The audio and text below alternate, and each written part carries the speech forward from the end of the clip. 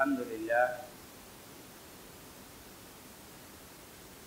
إن الحمد لله وإن الشكر لله وإن الملك لله حمدا كثيرا طيبا مباركا فيه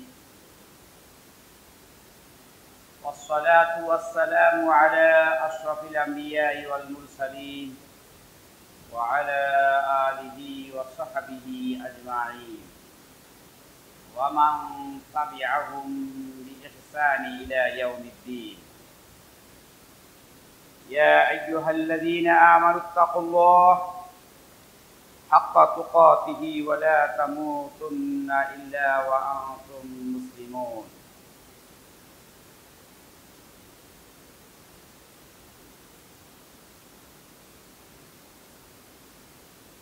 فقد قال الله تعالى في القرآن العظيم ما أصاب من مصيبة في الأرض ولا في أنفسكم إلا في كتاب من قبل أن نبرأها إن ذلك على الله يسير وقال الله تعالى أيضا الله لا يحب الفساد كل ذلك كان سيئه عند ربك مكروها وقال الله تعالى في آية أخرى خالق الإصباح وجعل الليل سكنا والشمس والقمر حسبانا ذلك تقدير العزيز العليم قال الله تعالى وخلق كل شيء فقدره تقديرا أما بعد فإن خير الحديث كتاب الله وخير الحديث هدي محمد صلى الله عليه وسلم وشر الأمور محدثاتها وكل محدثة بدعة وكل بدعة ضلالة وكل ضلالة في النار أيها الإخوان إن المكرمون المحترمون من المسلمين والمسلمات والمؤمنين والمؤمنات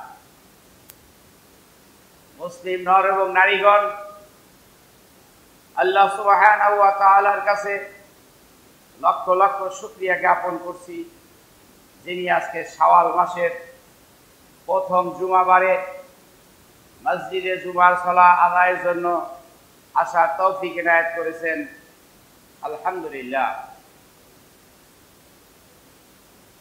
এই নিখিল জাহানের মহান প্রতিপালক, মহান রব, মহান খালেক, তিনি আমাদেরকে সৃষ্টি করেছেন দয়া করে, অনুগ্রহ করে। তার দয়া অনুগ্রহের কোনো শেষ নেই। তিনি আমাদের প্রতি যে দয়া অনুগ্রহ করেছেন, সারাদিন যদি আমরা সিজদায় পড়ে থাকি তাও আমাদের শেষ হবে না। আজকের আমার খুতবার আলোচ্য বিষয় হলো তাকদীর। তাকদীর শব্দটা আরবি শব্দ। এই তাকদীর আল কোরআনুল কারীমের মধ্যে রয়েছে। আল কোরআনুল কারীম থেকে তাকদীর শব্দ আমরা দেখব তার অর্থ কি। তাকদীরের উপর ঈমান আনা, বিশ্বাস করা এটা ফরজ, এটা ফরদিয়াতের দায়িত্ব। এটা কোনো সুন্নাত, নফল, মুস্তাহাব নয়। কিন্তু তাকদীর কাকে বলে আমরা সেই বিষয়টি অনেকেই জানি না। আমাদের জানতে হবে তাকদীর কাকে বলে। তাকদীর শব্দটা বাপি তাফিলের একটি মাসদার, ক্রিয়ামূল। কদ্দারা ইউকদ্দিরু তাকদীর, মুকাদ্দির, মুকাদ্দার, এই শব্দগুলো আল কোরআনুল কারীমের মধ্যে ব্যাপকভাবে আসে। কদর, মূল অক্ষর হলো কদ দাল র, কদর। সূরা কদর নামে একটা সূরাই আছে। তাই কদর, তাকদীর শব্দের অর্থ কি? এর অর্থ হলো বিধিবিধান। পদ্ধতি, আল্লাহর তৈরি কার্যাবলী সঠিকভাবে বাস্তবায়ন, এটি বাংলা ভাষায়, আধুনিক বাংলা ভাষায় যদি আমরা বলি, এর অর্থ হলো আল্লাহ সুবহানাহু ওয়া তাআলা এই বিশ্বে যা কিছু আমরা দেখি আর যা কিছু দেখি না তিনি সৃষ্টি করেছেন, সেগুলো কিভাবে চলবে, কিভাবে থাকবে, তার কি হবে, প্রত্যেকটা অণু পরমাণু, এর সাথে জিন এবং ইনসান, সে বিষয়ে আল্লাহ সুবহানাহু ওয়া তাআলা যে প্রোগ্রাম তৈরি করে রেখেছেন সেটাই হলো তাকদীর। কম্পিউটারে সাহায্যে আমরা তাকদীরটা ভালো বুঝতে পারবো, বা মোবাইলের মধ্যে প্রোগ্রাম সেট করা আছে, বিভিন্ন রকমের অ্যাপস সেট করা আছে, কি বলেন, আছে না? 2 রাকাত পড়ে তারপরে বসে, 2 রাকাত পড়ে বসে, অসুবিধা নেই, এখানেই পড়ে, ওই যাওয়া দরকার। তো আল্লাহ সুবহানাহু ওয়া তাআলা আমাদেরকে এই যে পৃথিবী যা কিছু ঘটবে, যা কিছু হচ্ছে, হবে, যা কিছু হয়েছে, সকল কিছুই তার একটা প্রোগ্রামের মধ্যে রয়েছে, প্রোগ্রাম করা রয়েছে, সে অনুসারেই সবকিছু চলছে, এটাই হলো তাকদীর। আল্লাহ সুবহানাহু ওয়া তাআলা সর্বপ্রথম সৃষ্টি করেছেন, আউয়ালু মা খালাকাল্লাহু কলম। আল্লাহ সুবহানাহু ওয়া তাআলা সর্বপ্রথম কি সৃষ্টি করেছেন? কলম সৃষ্টি করেছেন। তারপরে বললেন উক্তু, কলমকে বললেন লেখো। কলম বলল কলা মা আক্তু, কি লিখবো, মা আক্তুবু, আমি কি লিখবো। আল্লাহ সুবহানাহু ওয়া তাআলা তখন বললেন যে অনাদিকাল পর্যন্ত যা কিছু সংগঠিত হবে সেগুলো তুমি লেখো। আপনারা তো জানেন আল্লাহ বলেন কুন ফায়াকুন, আল্লাহ বলেন হও, অমনি হয়ে যায়। কলমকে ক্ষমতা দিলেন, কলমকে বললেন লিখতে, কলম লিখে দিল। আপনি যে আজকে কত হাজার বছর পরে জন্মগ্রহণ করেছেন, বা আরো 1000 বছর পরে যে জন্মগ্রহণ করবে, তার সম্পর্কে এবং সে কোথায় কি খাবে, কিভাবে চলবে, তার কতটুকু হায়াত, কতটুকু মৃত্যু, যা কিছু আছে সব কিছু লেখা হয়ে গেছে, সবকিছু লেখা হয়ে গেছে। তাকদীর, এটা হলো তাকদীর। আল্লাহ সুবহানাহু ওয়া তাআলা বলেছেন সূরা আলার মধ্যে, ওয়াল্লাযী কদ্দারা ফাহাদা, তিনি নির্ধারণ করে দিলেন অথবা তিনি পথ দেখালেন। এই তাকদীর বিষয়টা খুব একটা জটিল ইমানের ব্যাপারে, মানে ইমান রাখা তাকদীরের উপর এটা খুবই জটিল, এটা খুবই মানে সূক্ষ্ম ভাবে এটা একটা জটিল বিষয়। কারণ অনেকেই তাকদীরকে লক্ষ্য উদ্দেশ্য করে অনেকে বিভ্রান্ত হয়ে যায়, অনেকেই বিভ্রান্ত হয়ে যায়।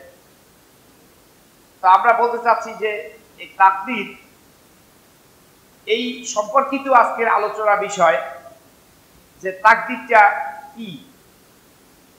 সেই জন্যই বললাম যে আল্লাহ তৈরি করা যে প্রোগ্রাম সেট করা আছে, সৃষ্টির আদি থেকে, সৃষ্টির 40,000 বছর আগে আল্লাহ সুবহানাহু ওয়া তাআলা লিখে রেখেছেন, সেটাই হলো তাকদীর।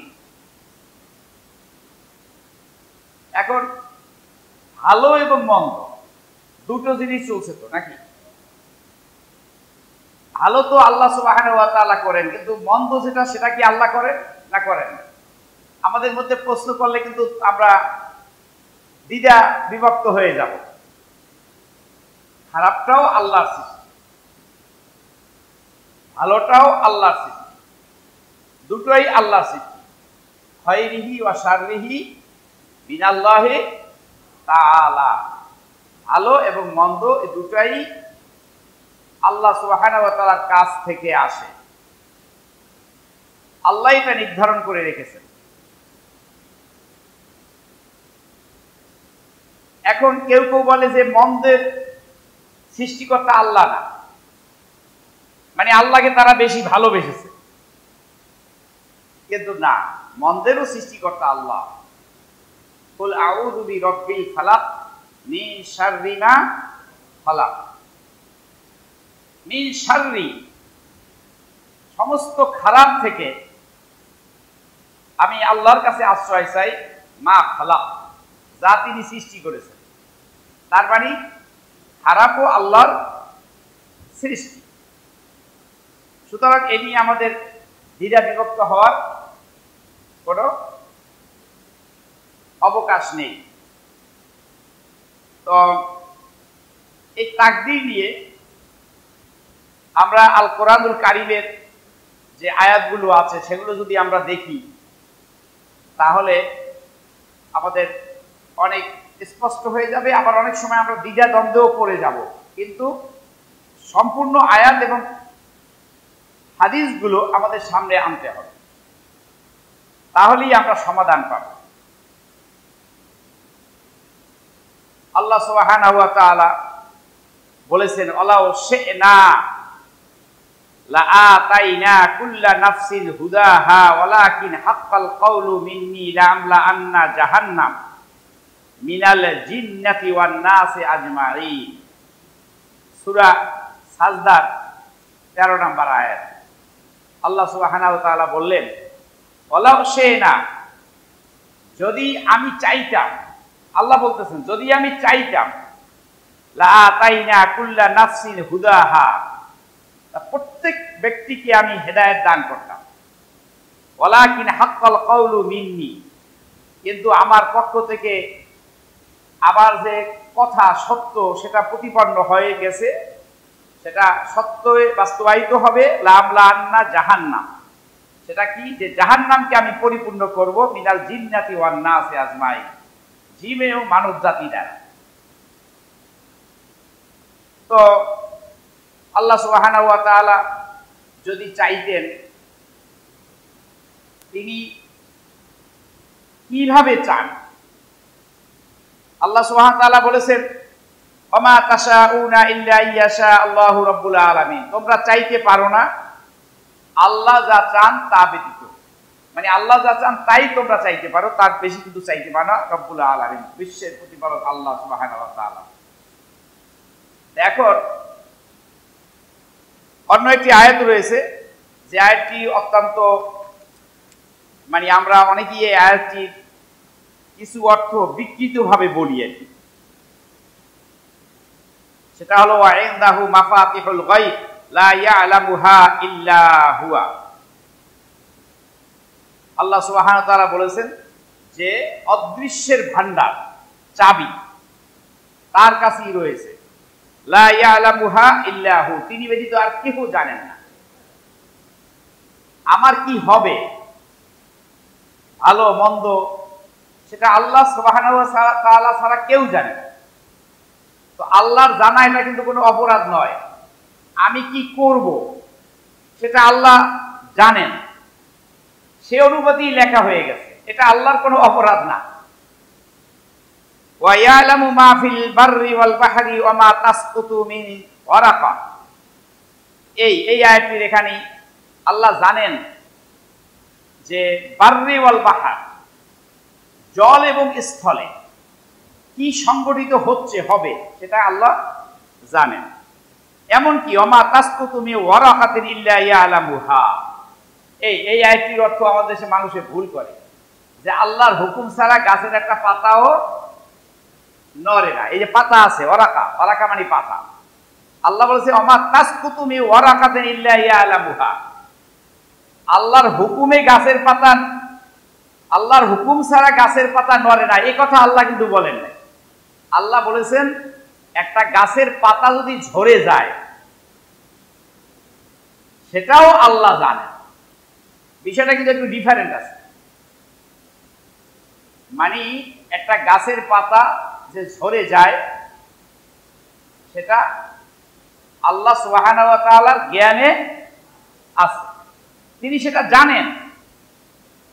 সেটা যদি জানেন, এর সাথে একটি হাদিসও রয়েছে,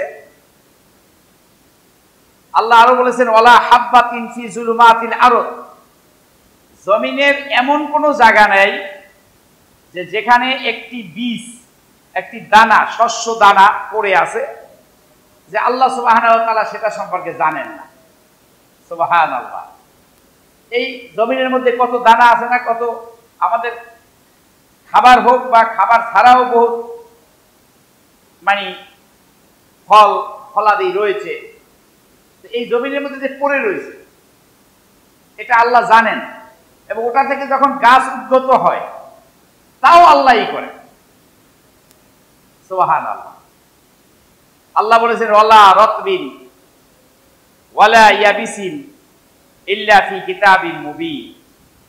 এই কিতাব, তাকদীরের আরেক নাম হলো কিতাব, যেটা প্রকাশ্য কিতাবে ভিজা এবং শুষ্ক, এই যে বীজ দানা, শস্য দানাটা, এটা কি ভিজা না শুষ্ক, কিভাবে আছে সেটাও আল্লাহর কিতাবে প্রকাশ্যভাবে লিখিত রয়েছে। কিতাব শব্দের অর্থ কিন্তু লিখিত, যা লেখা আছে এমন। যেহেতু কিতাব মানে যেমন লেখা থাকে কিছু বই, তো সেই জন্য এটা কিতাব। তো ভাগ্যকেও, তাকদীরকেও কিতাব বলা হয়েছে। আল্লাহ সুবহানাহু ওয়া তাআলা বলেছেন যাহারাল ফাসাদু ফিল বাররি ওয়াল বাহরি বিমা কাসাবাত আইদিন নাস। এই জল স্থলে যা কিছু সংগঠিত হয়, ভালো বা মন্দ যা কিছুই হয়, বিপর্যয় পর্যায় যা কিছুই হয়, এটা হলো মানুষের হাতের কামাই। আল্লাহ বলেছেন লিউযীকাহুম বা'দাল্লাযী আমিলু লাআল্লাহুম ইয়ারজিউন, যাতে তারা যা আমল করে সেগুলো কি আমল করলো সেটা সম্পর্কে তারা ভোগ করতে পারে। লাআল্লাহুম ইয়ারজিউন, সম্ভবত তারা প্রত্যাবর্তন করবে, অর্থাৎ এই দুনিয়ায় থাকবে না, তাদের এক সময় তারা নিঃশেষ হয়ে যাবে, আল্লাহর কাছে তারা ফিরে যাবে। তো এখানে তাহলে এই যে আমাদের হাতের দ্বারা কামাই জল স্থলে, এগুলো কি হবে? এগুলো দ্বারা ভালো বা মন্দ আমরা স্বাদ গ্রহণ করতে পারবো। ভালো হলে ভালো, আর মন্দ হলে মন্দ। এখন আসুন, এখানে আল্লাহ সুবহানাহু ওয়া তাআলা আবার বলেছেন অন্য আয়াতে, ইন্নাল্লাহা মা বিন কওমিন, ইন্নাল্লাহা লা ইউগাইয়িরু মা বিকওমিন হাত্তা ইউগাইয়িরু মা বিআনফুসিহিম। আল্লাহ সুবহানাহু ওয়া তাআলা এই আয়াতটিতে স্পষ্ট করে দিয়েছেন যে কোন জাতি বা কোন ব্যক্তি তার ভাগ্যকে আল্লাহ পরিবর্তন করেন না যতক্ষণ পর্যন্ত সেই ব্যক্তি বা জাতিরা সচেষ্ট না হয়, চেষ্টা না করে। লাইসা লিল ইনসানি ইল্লা মা সা। আল্লাহ বলেছেন, আমি আয়াতগুলো আগে পাঠ করতেছি আপনাদের সামনে। লাইসা লিল ইনসানি ইল্লা মা সা, ব্যক্তির প্রচেষ্টাই তাকে সফলতা অথবা তাকে ব্যর্থতায় পৌঁছিয়ে দিবে। সুবহানাল্লাহ।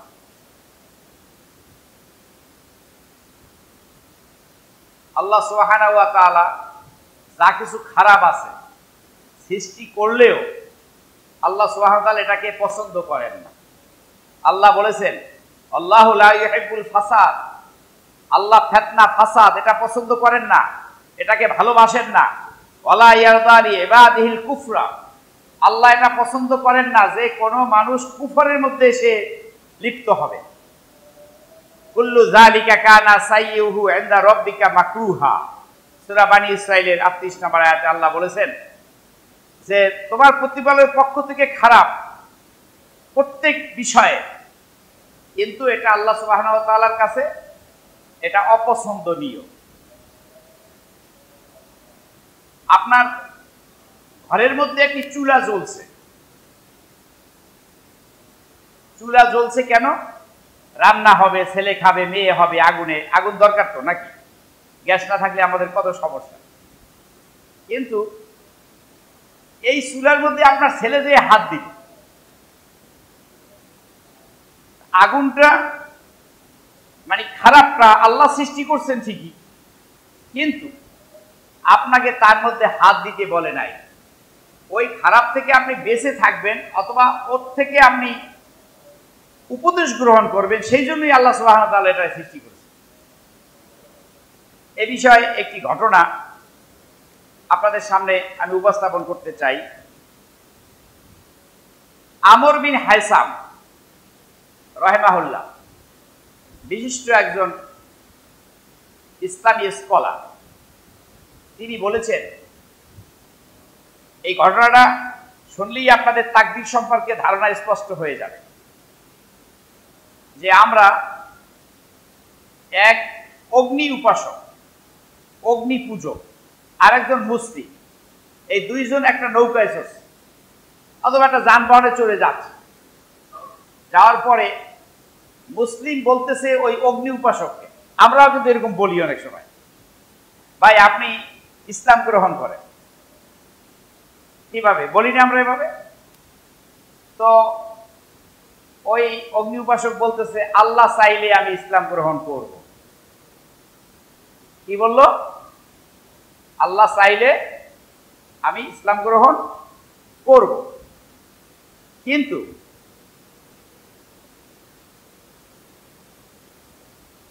ওই মুসলিম সে বলল তাকে যে আল্লাহ চায় আপনি ইসলাম গ্রহণ করেন। কত সুন্দর কথা না?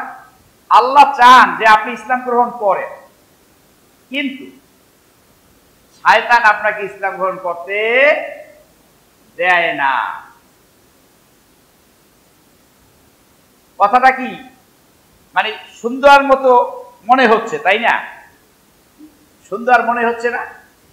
যে আল্লাহ চান আপনি ইসলাম গ্রহণ করেন, কিন্তু শয়তান আপনাকে দেয় না। তখন অগ্নি উপাসক, সেও তো ট্যালেন্ট কম না, সে বলতেছে যে তাহলে আল্লাহ চান, শয়তান চায় না যে আমি ইসলাম গ্রহণ করি, তাহলে আল্লাহর উপর দিয়ে ক্ষমতা বানালো শয়তান। কারণ শয়তান দিতে চায় না, তার মানে শয়তানের কাছে আল্লাহ ধরাশায়ী। ব্যাপারটা বুঝছেন তো না? বুঝে আমাদের সমাজে কিন্তু অহরহ এই কাজগুলো হয়। তো বলতে চায় যে শয়তান আমাকে হেদায়েত দিতে চায় না, মানে বাধা দেয়। আল্লাহ চান, শয়তান চায় না, তার মানে কার চাওয়াটা তাহলে গালেব হলো বলেন তো? আপনি এখানে ঘটনা থেকে যেটা সেটা বলবেন, শয়তানের চাওয়াটা গালেব হলো না? তাহলে আল্লাহ তো শয়তানের কাছে ধরাশায়ী, আল্লাহ তো সেখানে শয়তানের কাছে দুর্বল। তাহলে আমি সেই আল্লাহর হেদায়েত চাই না যে শক্তিশালী, মানে আল্লাহ চাইতেও শয়তান শক্তিশালী, তাই আমি শয়তানের পথেই থাকতে চাই, কারণ যে শক্তিশালী তার কাছে আমি থাকতে চাই। ওই মুসলিম ভাই হতভম্ব হয়ে গেল, সে কিন্তু ঠকে গেছে এখানে, সে কিন্তু ঠিক মতো বলতে পারে নাই। আপনারা কি ঘটনাটা বুঝলেন? এখানে মানে সে আল্লাহকে বড় করতে গিয়ে, আমাদের সমাজে এরকম কিছু লোক আছে না নাই? মানে আল্লাহকে বড় করতে গিয়ে আল্লাহ কি হয়ে গেল? ছোট হয়ে গেল। এখানে বলল যে আল্লাহ চান আপনাকে, আপনি ইসলাম গ্রহণ করেন, কিন্তু শয়তান আপনাকে ইসলাম গ্রহণ করতে দিতে চায়। তাহলে ওই ব্যক্তি বললো সাথে সাথে, তাহলে আল্লাহর চাইতেও তো শয়তানের ক্ষমতা তাইলে বেশি। কি কথাটা এখানে কথা মোতাবেক সেটা কিনা? আপনি মানে আমরা আল্লাহকে তো বড় জানি, আপনারা, সে বলল তাইলে আল্লাহ চান, শয়তান চায় না, তার মানে শয়তানের কাজটা আল্লাহর চাইতে কি ক্ষমতাবান, শক্তিবান। তাহলে আমি ওই শক্তিবানের সাথে থাকতে চাই, তার মানে আল্লাহর চাইতেও শক্তিবান, ক্ষমতাবান শয়তান, তার সাথে আমি থাকতে চাই। এখানে মুসলিমটা কি হয়ে গেল বলেন তো? পকে গেল।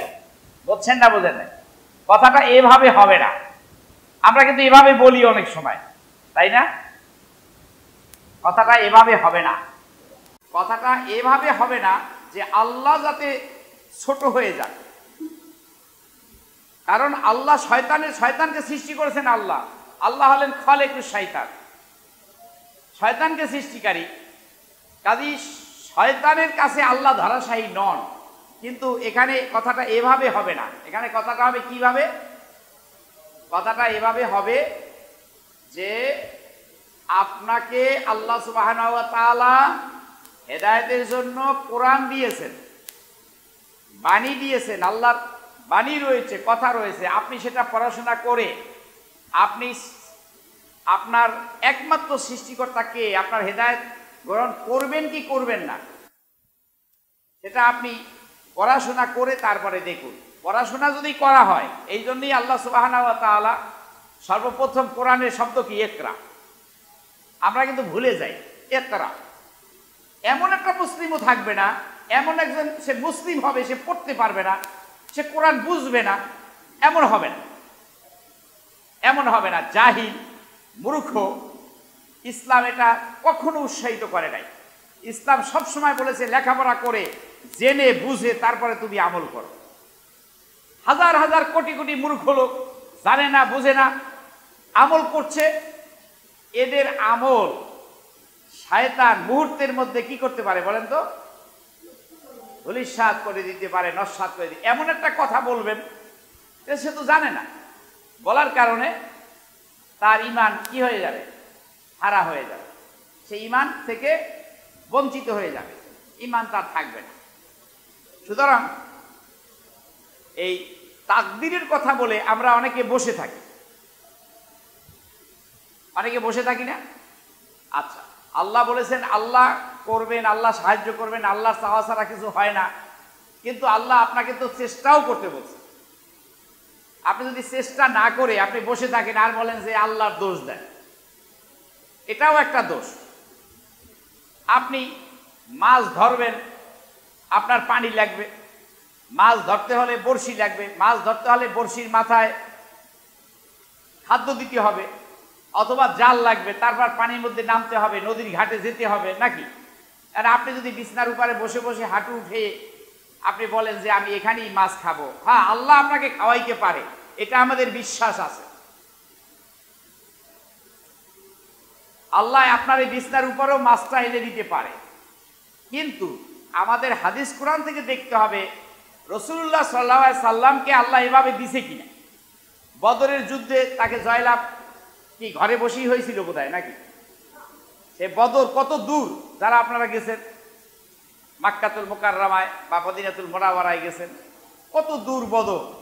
সেখানে রমাদানের সিয়াম রেখে তারপরে অথবা সিয়াম ভেঙ্গে তারপরে তারা সেখানে গিয়ে তারপরে কাফেরদের সাথে যুদ্ধ করেছে, উহুদ যুদ্ধ করেছে, তারপরে বায়াতে রেদওয়ান করেছে। এই যে বায়াত কোত্থেকে আসলো? আমাদের দেশের কিছু মুরব্বী আছে, কিছু সুফি সাধক আছে, হ্যাঁ, কিছু এরকম তারা খলিফা বানায়, তা বায়াত করে, হাতে হাত রেখে কয় বায়াত হন, বায়াত হন। কিন্তু বায়াতটা হতে হবে কিসের? কোরআন এবং সহিহ হাদিসে আল্লাহ এবং তার রসুল যেভাবে বলেছে সেই কথাগুলো আমরা মেনে নেব, সেটা আমরা ভঙ্গ করব না, এটার উপর বায়াত হবে। সাহাবায়ে কেরাম এরকম বায়াত দিয়েছে রাসূলুল্লাহ সাল্লাল্লাহু আলাইহি ওয়াসাল্লামের কাছে। রাসূলুল্লাহ সাল্লাল্লাহু আলাইহি ওয়াসাল্লাম বলেন, বলো তোমরা যে আমরা চুরি করবো না, জেনা করবো না, ব্যভিচার করবো না, এর উপরে বায়াত হয়েছে। আর আমাদের এখন বায়াত হয় কির উপরে বলেন তো? কিসের উপরে জানেন নাকি? বায়াত হয়েছেন না? আমি হয়েছি। এক পীর সাহেব আমাকে বায়াত দিছে, সে বলছে তোমাকে আমি খলিফা করে দিলাম। তা আমি তো তখন মহা খুশি, কিন্তু পরবর্তী সময় দেখলাম যে আসলে এই যে আমাকে যা করা হলো, বলা হলো, এটা ইসলাম সম্মত নয়। কাজেই আমি সেটা ত্যাগ করেছি, ত্যাগ করেছি। সুতরাং আল্লাহ সুবহানাহু ওয়া তাআলা আর এই বায়াতের বিষয়টা আমির আর আমির, কি বলেন, ঘরে আমির, বাইরে আমির, থানায় আমির, জেলায় আমির, কেন্দ্রীয় আমির, মজলিসে শুরার আমির, আপনার কি জানি বলে আহলে হাদিসের আমির, জামাত ইসলামের আমির, তারপরে আপনার এই কোরআন মজলিসের আমির, বহুত আমির, পীর সাহেবের আমিরুল মুজাহিদিন, আমিরুল মুসলিমিন, আমিরের কোনো অভাব নাই, মেলা আমির। অথচ বলেন তো আমির কয়জন হবে? একজন আমির হবে। আমির হবেন কয়জন? একজন আমির হবে। তার কাছে বায়াত হবে যে আমরা মুসলিম উম্মাহ, কোনো অন্যায় আমরা সহ্য করব না, বরদাস্ত করব না, সমগ্র বিশ্বে আমরা ইসলামকে কায়েম করব, খিলাফত প্রতিষ্ঠা করব। এই আমিরের নেতৃত্বে আমরা আল্লাহর পথে, আল্লাহর রাস্তায় আমরা ঝাঁপিয়ে পড়ব। আমরা হয় শহীদ হব, না হয় গাজী হবে। আমরা সতের পক্ষে আমরা থাকবো, অসতের বিরুদ্ধে আমরা লড়ে যাব। আল্লাহ এটা কোরআনুল কারিমে বলছে। আর এটাই হলো তাকদীর। এটা কি তাকদীর? যে আপনি যখন সৎ কথা বলবেন, আর ফেরাউনের মতো ফ্যাসিস্ট যারা থাকবে তারা মুসাকে দমন করছে না? দমন করতে চাইছে না? দমন করতে চেয়েছে। এখনো মুসা ফেরাউন এই খেলা চলছে, কিয়ামত পর্যন্ত চলবে। মুসার যারা অনুসারী আর এই আপনার ফেরাউনের যারা অনুসারী, দুই পক্ষই আছে। এটাই হলো তাকদীর। আপনি সৎ কথা বলবেন, হক কথা বলবেন, আপনাকে আহত করবে, আপনাকে নিহত করবে, তাকদীর আপনার শেষ, আপনি জান্নাতে চলে যাবেন। আল্লাহর জন্য যদি আপনার জীবন চলে যায়, আল্লাহর জন্য যদি আপনার জেলে যেতে হয়, আল্লাহর জন্য যদি আপনার কষ্ট করতে হয়, সেটা আল্লাহ সুবহানাহু ওয়া তাআলা আপনাকে পুরস্কৃত করবেন। এটা কোরআন এবং হাদিসের কথা। এখন আপনি যাবেন না, যুদ্ধ করবেন না, হক কথা বলবেন না, সত্য কথা বলবেন না, আপনি বলবেন তাকদীরে যা আছে হবে, আল্লাহ তো লিখেই রাখছে। কি বলেন? আল্লাহ লিখে রাখছে এই বলে কিন্তু কেউ বিয়ে না করে মেয়ে দেখতে যায় না এমন না। মেয়ে দেখতে যায় না এমন না। কি বলেন? ঠিক না? মেয়ে দেখে, তাই না? মেয়ের বাড়িতে যায়, বাসর করে, বিয়ের জন্য বাজার সদাই করে, খাওয়ার জন্য আয় রোজগার করে, আয় রোজগার না করতে হলেও ভিক্ষা করে। কি বলেন? তাকদীরটা বুঝতে পারছেন কিনা? তাকদীর হলো আল্লাহ সুবহানাহু ওয়া তাআলা লিখে রাখছেন। সর্বশেষ হলো আল্লাহ যে প্রোগ্রাম সেট করে রাখছেন, সেই প্রোগ্রাম সেটের মধ্যে আপনার কার্যাবলী অবশ্যই সংগঠিত হবে। আপনি চেষ্টা করেন আর নাই করেন, তাইলে কেমন হবে? আমি তো চেষ্টা করে 1000 টাকা পেলাম, আমি আনলাম, বাজার করলাম, খেলাম। আর একজনে টাকা পেল না, বাজার করলো না, খেতে পেলো না, তার মানে তার কিসমতে নাই, তাকদীরে তার নাই, সে কাজ করবে না বিধায় তার, এটা আল্লাহ জানেন, তাই তার টাকাও নাই, সে না খেয়ে থাকবে। এটা কিন্তু আল্লাহর দোষ না, সেটা এটা আল্লাহর কোনো দোষ না। আল্লাহ সুবহানাহু ওয়া তাআলা বলেছেন না, জুমার দিন সবচেয়ে শ্রেষ্ঠ, সপ্তাহের মধ্যে শ্রেষ্ঠ দিন কোনটা? কোন দিন শ্রেষ্ঠ? জুমার দিন শ্রেষ্ঠ। এই জুমার দিন শ্রেষ্ঠ। এই জুমার সালাত পড়ার পরে ফাইজা কুদিয়াতিস সালাহ ফান্তাশিরু ফিল আরদ, আল্লাহ বলেছেন তোমরা জমিনে ছড়াইয়া ছিটাইয়া পড়ো। ওয়াবতাগু মিন ফাদলিল্লাহ, এবং আল্লাহর অনুগ্রহ তালাশ করো। আমরা মসজিদ থেকে যখন বের হই তখন দোয়াটা কি পড়ি? আল্লাহুম্মা ইন্নী আসআলুকা মিন ফাদলিক। এই যে ফাদলুল্লাহ, আল্লাহর অনুগ্রহ। এই মসজিদ থেকে বের হয়ে যাচ্ছি, আল্লাহর অনুগ্রহ চাই। এই আয়াতের আলোকেই কিন্তু এই দোয়াটা হয়েছে। ফাইজা কুদিয়াতিস সালাতু ফান্তাশিরু ফিল আরদ ওয়াবতাগু মিন ফাদলিল্লাহ ওয়াযকুরুল্লাহা কাসীরান লাআল্লাকুম তুফলিহুন। আল্লাহকে বেশি বেশি স্মরণ করো। আমাদের সমাজে মানুষ সবচেয়ে বেশি স্মরণ করে আল্লাহকে কোথায় বলেন তো? মসজিদে এসে। কি কথা বলেন না কেন? আল্লাহকে বেশি স্মরণ করে কোথায় এসে? মসজিদে এসে। আমরা দেখতে পাচ্ছি যা, এই যে মসজিদে আসলেন, এই যে সওয়াব হচ্ছে, সুবহানাল্লাহ বলতেছেন, আলহামদুলিল্লাহ বলতেছেন, রব্বানা লাকাল হামদ বলতেছেন, সুবহান রাব্বিল আলা, সুবহান রাব্বিল আযীম, কত নেক, কত জিকির করতেছেন, তাই না? এখানে কোনো দুশ্চিন্তা কুচিন্তা করলেও আবার ঘুরে আমরা খুতবা শুনি, আমরা সওয়াবের মধ্যে। কিন্তু আল্লাহ বলছেন এখানে যে স্মরণ করো তার চাইতে বেশি স্মরণ করতে হবে তোমার কোথায়? ফিল্ডে, কারণ ওইটা হলো বাস্তব যুদ্ধের মাঠ। ওইটা কি? বাস্তব যুদ্ধের মাঠ। কারণ যখন আমি বাইরে গেলাম, আমি দোকানদারি করি, দোকানদারি করার ফলে আমার কি হবে? রিজিক হবে। 2 টাকা লাভ হলে বা 2 টাকা লস হলে ক্ষতি হবে বা উপকার হবে, তখন আমি মাপে কি করব? একজনকে একটু কম দিলে লাভটা একটু বেশি হয়। এই জন্যই তো মানুষে কম দেয়, নাকি বলেন? এই রাস্তাঘাটে যত এই মাপকাঠি আছে 2-1 জন ছাড়া, অধিকাংশই 5, 10, 20 গ্রাম কম আছে, আরো বেশিও আছে অনেকটাই। কথা ঠিক না বেঠি? সেখানে কি আল্লাহকে বেশি স্মরণ করা দরকার না মসজিদে করা দরকার বলেন? ওখানে স্মরণ করা বেশি দরকার, যে আল্লাহ আমি যদি এই 10 গ্রাম কম দেই, 20 গ্রাম কম দেই, কিয়ামতের দিনে আমাকে এটা দিতে হবে, না আমি এটা কম দিব না। সেই আল্লাহকে স্মরণ করে সে কম দিবে না, আল্লাহকে ভয় করে সে দিবে না, পরকালকে হারাবে না সে। এই যে করলো, এটাই হলো সবচেয়ে বড় স্মরণ। মসজিদে তো আর মাপজোপ নাই, মানে এত বড় স্মরণ তো দরকার নেই। রাস্তায় বের হলাম, টেলিভিশনের সামনে গেলাম, রাস্তায় বের হলি বেপর্দা নারীদেরকে আমি দেখতে পাচ্ছি, টেলিভিশনের সামনে গেলেই আমি বেপর্দা নারীদেরকে দেখতে পাচ্ছি, তখন আল্লাহকে বেশি স্মরণ করতে হবে। কেন? যে না, আমি এই নারীদেরকে দেখব না। চোখকে নিম্নগামী করে, চোখকে ঘুরাইয়া তারপর রাখতে হবে। আমাদের বর্তমানে ফেসবুক, বর্তমানে হোয়াটসঅ্যাপ, বিভিন্ন গ্রুপ বিভিন্ন রকমের রয়েছে, না আমি এগুলো দেখব না, এর থেকে আমি আমার চেহারাকে আমি ঘুরিয়ে রাখি। সেটা হলো আল্লাহকে সবচেয়ে বড় স্মরণ। জমিনে গেছেন, মাপ দিয়ে পাশে যে ক্ষেতের লোক আছে তার থেকে 1 বিঘা ঢুকাই দিলেন, 4 আঙ্গুল ঢুকাই দিলেন, তাই না? এই যে মানুষকে ঠকাইলেন, নিজের বোনের সম্পত্তি ঠকাইলেন, ফুফুর সম্পত্তি ঠকাইলেন, ভাইকে ঠকায় ভাই। কেন? দুনিয়ায় বেঁচে থাকার জন্য, খাওয়ার জন্য।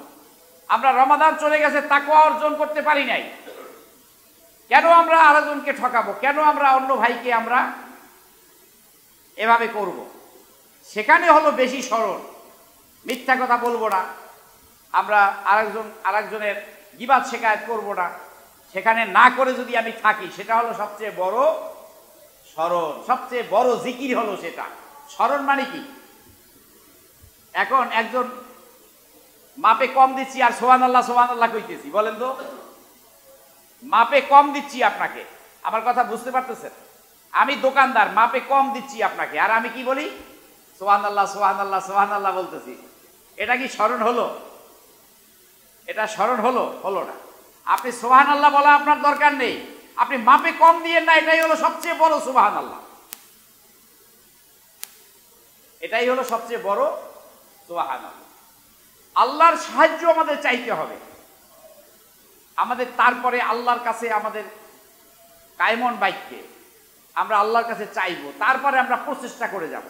কিন্তু না চাইবো, প্রচেষ্টা করব না। উদাহরণস্বরূপ এই খালের মধ্যে, আপনাদের এখানে তো খাল আছে, একটা মহিলা খালের মধ্যে পড়ে গেছে, সাঁতার জানে না। এখন কি হয়েছে মহিলাটা বলেন তো? হাবুডুবু খাচ্ছে, ডুবে যাচ্ছে। পানির মধ্যে পড়লে কি হয়? আমার কথা আপনারা বুঝতে পারতেছেন?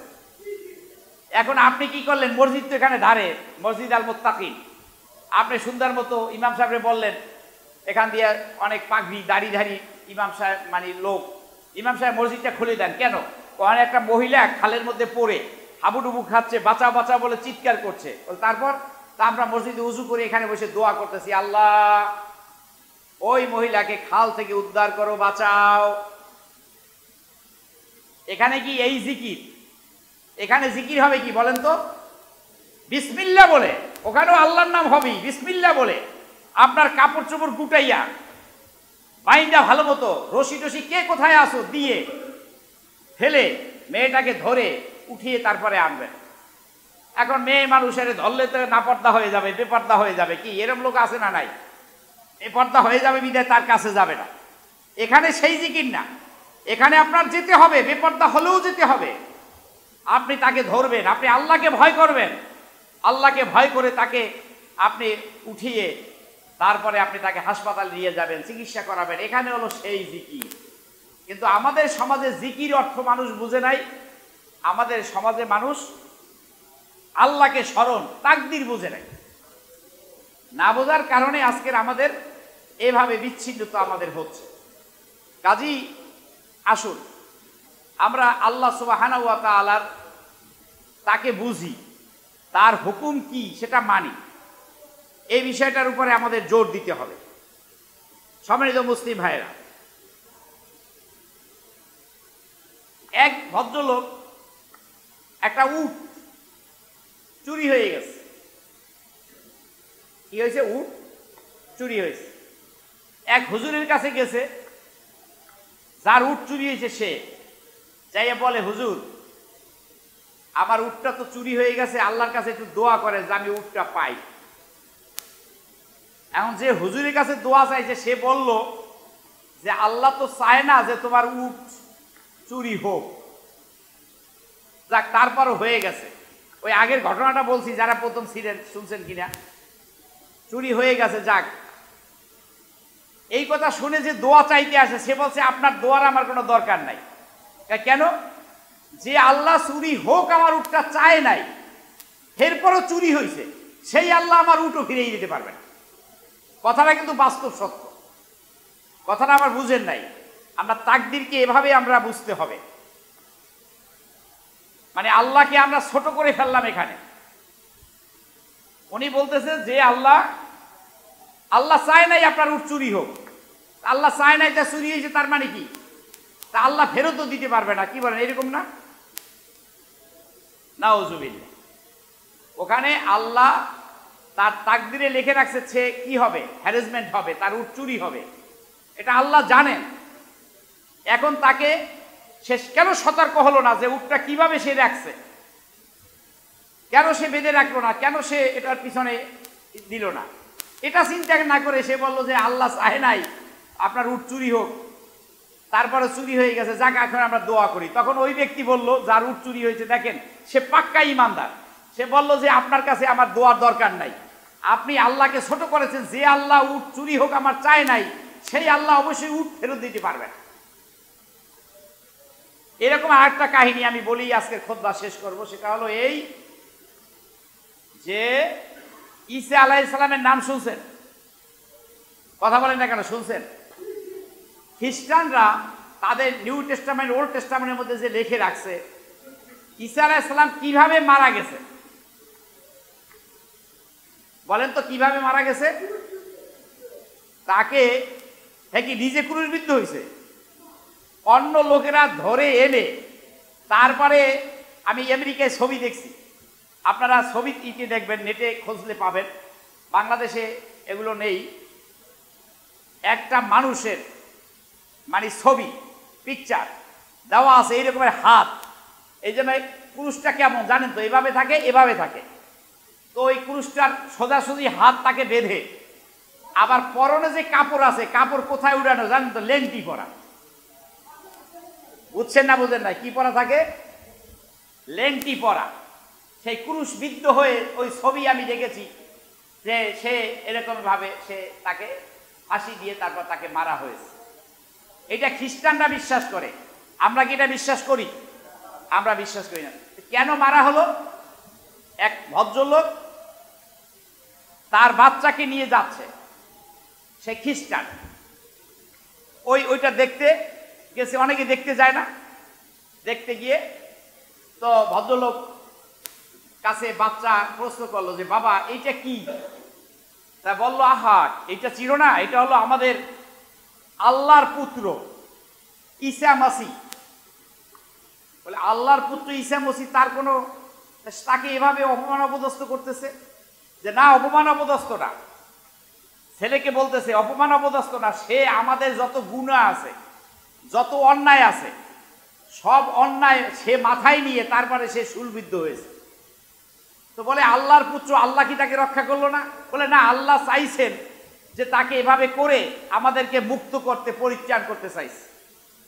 বাচ্চা তো ট্যালেন্ট, এখন কি বলেন, ট্যালেন্ট আছে না? বাচ্চা বলতেছে বাবা আপনি তো আমার বাবা, আমি আপনার সন্তান, আমাকে এই রকমের শুলে চড়াবে, আপনি কি সেটা চান? বল না, তা তো আমি চাই না। তাহলে আপনি যদি না চান, তাহলে আল্লাহর ছেলে আল্লাহ এভাবে ঝুলাইলো, আল্লাহ রক্ষা করলো না, আপনি আমার বাবা হয়ে আপনি চান না, ঈসার বাবা আল্লাহ হয়ে কিভাবে এটা সে করলো? তখন সে দিব্যি ফিরে পেল, সে ইসলাম গ্রহণ করলো, বলল যে না, এটা কোনো ধর্ম হতে পারে না। ওই যে আল্লাহ তার ছেলেকে রক্ষা করে নাই, তাদের দৃষ্টিকোণ থেকে এটা তারা বুঝে না। এটা তারা লেখাপড়া করলে অবশ্যই বুঝতো, হিন্দু ভাইরা লেখাপড়া করলে অবশ্যই বুঝতো যে মূর্তির আমি পূজা করি, সে তাকে খাবার আমরা দেই, সেই খাবারে মাছি বসে পায়খানা করে খাবারের মধ্যে, সেই মূর্তি সেই খাবারটা পায়খানা করা থেকে মাছি তাড়াইতে পারে না। এটা সূরা হাজের আয়াত রয়েছে, তাড়াইতে পারে না। তাহলে যার আমি পূজা করতেছি, সে তার খাবারের মধ্যে মাছি পায়খানা করতেছে, সেই মাছিটা তাড়াইতে পারছে না, সে কেমন শক্তিদার ক্ষমতাবান, সে আমাকে কি করে রক্ষা করবে? আবার তাকে পূজা করে পার্বণ করে তারপর তাকে আবার কি করে বলেন তো? সুন্দর মতো মিছিল করে নিয়ে পানির মধ্যে ব্লগি দিয়ে তারপরে চুবাইয়া তারপরে ভুরভুর করে তারপরে সেই তার দেবতাকে মারে। এটা যদি ভালো কোনো মানুষ এটা দেখে, লক্ষ্য করে, আর কোরআনের আয়াত কি? আমাদের আল্লাহ সুবহানাহু ওয়া তাআলাকে আমরা মূর্তি বানাইনি, তাকে আমরা দেখি না, কিন্তু তাকে দেখি না, তার উপস্থিতি আমরা সর্বোচ্চ টের পাই। কি বলেন, ঠিক না? আল্লাহ যে আছেন, তার অস্তিত্ব আমরা সর্বোচ্চ, আমরা তার অস্তিত্ব সর্বোচ্চ টের পাই।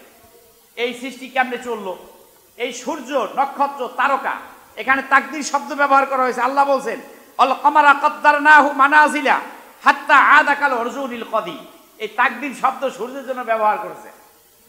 সূর্যকে আল্লাহ সুবহানাহু ওয়া তাআলা কি এমনি ছেড়ে দিয়েছেন বলেন তো?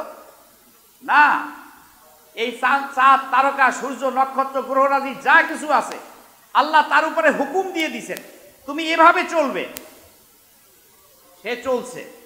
গাছকে বলেছেন এভাবে করবে, চলছে।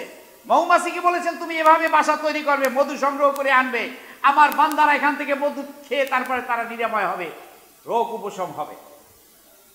গাভীকে বলেছেন তুমি খাবার খাইবে, বাচ্চা দহন করবে, বাচ্চা দিবে, আমার বান্দারা তারা দুধ দহন করে সেখান থেকে দুধ খাবে। এ সব মানব জাতি এবং জিন জাতির উপকারের জন্য আল্লাহ সুবহানাহু ওয়া তাআলা করেছেন। কিন্তু এটা আমাদের, এটা যে করলেন আল্লাহ আমাদের জন্য করলেন, আল্লাহ এমনি এমনি এটা ছেড়ে দেন নাই, এমনি এমনি এটা হয় না, এমনি এমনি এটা হয় না। আল্লাহ নাই, অনেকে বলে আল্লাহ নাই, আল্লাহ বলতে কিছু নাই, দেয়ার ইজ নো গড। তারা বলে কোনো গড নাই, কোনো আল্লাহ নাই, বিধানদাতা নেই। নাই, আপনি তাকে জিজ্ঞেস করবেন, একই পাতিলের ভাত, একই গরুর দুধ, একই তরকারি, আপনার সেই 5-6 বছরের ছেলেটা খেয়ে কি হয় বলেন তো? কি হয়? তাগড়া হয়, যুবক হয়, বয়স হয়, তার শক্তি হয়। আর আপনার 60 বছর বয়স, আপনি খেয়ে কি হন? আপনি দুর্বল হয়ে যায়। খাবার তো একই, ভিটামিন তো একই আছে। কে করলো এটা? এটা আল্লাহর প্রোগ্রাম অনুযায়ী, শুরুতে যেটা বলছিলাম সেখানে এনে মিশালাম। আল্লাহর প্রোগ্রাম অনুযায়ী, আল্লাহর শখ অনুযায়ী, আল্লাহ যে লিখতে বলেছেন তাকদীর, সে অনুপাতে এটা সংগঠিত হবে। কাজী এর ব্যতিক্রম হতেই পারে না। আল্লাহ সুবহানাহু ওয়া তাআলা আমাদের তাকদীর উপরে ঈমান আনার তৌফিক ইনায়েত করুন। তাকদীর কিন্তু খুব সাংঘাতিক ব্যাপার, এটাকে আমরা সূক্ষ্মভাবে যাতে বিশ্বাস করি এবং এর উপরে যাতে আমরা ঈমান আনয়ন করি। আর তাকদীর উপর বিশ্বাস করে যেন আমরা ঘরের মধ্যে বসে না থাকি, বরং আমাদের প্রচেষ্টা করা, আল্লাহ যেভাবে করতে বলেন সেভাবে করি। আমা তাওফীক ইল্লা বিল্লাহ আলাইহি তাওয়াক্কালতু ওয়া ইলাইহি উনীব।